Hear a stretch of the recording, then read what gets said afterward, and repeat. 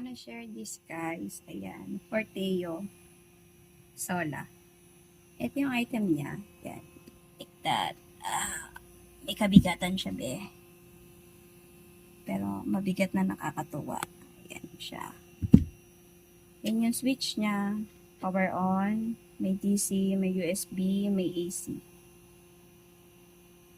300 watts siya. Tapos, medyo na-ignorante ako dito guys kasi bigla ito nag-shutdown eh. So, ang ganda ng after sale nito kasi nung nagka-problema ako, anong oras na?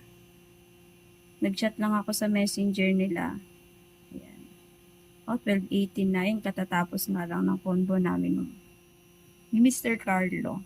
In-assist niya ako dito kasi na-ignorante talaga ako. Unang power station natin to bed. Ma. Ayan. Mama, tinan yung mapili tayo na yung parang... Ayan.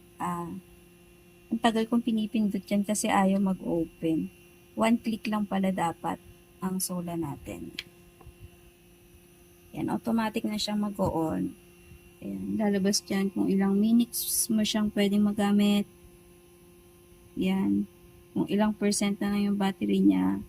At saka kung ilan yung nakukonsume na outage kapag may sinasaksak ka dyan.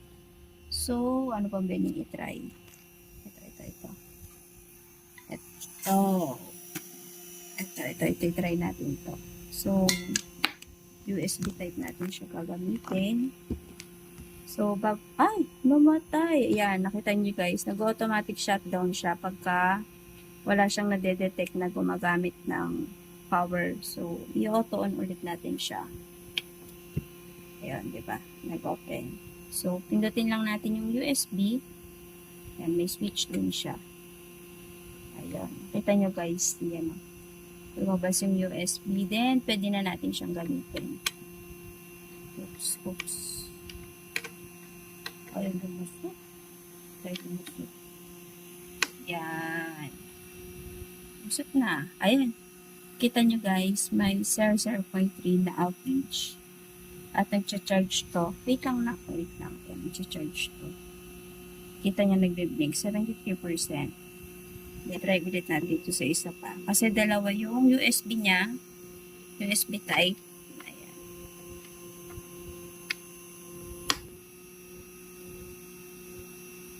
Ayan, 3 ulit. Ayan, nagbabawas pa siya 2. Tapos yung dito, sa mini portable fan. Ayan, nagbe-blink din siya. Ibig sabihin, nag-charge. So,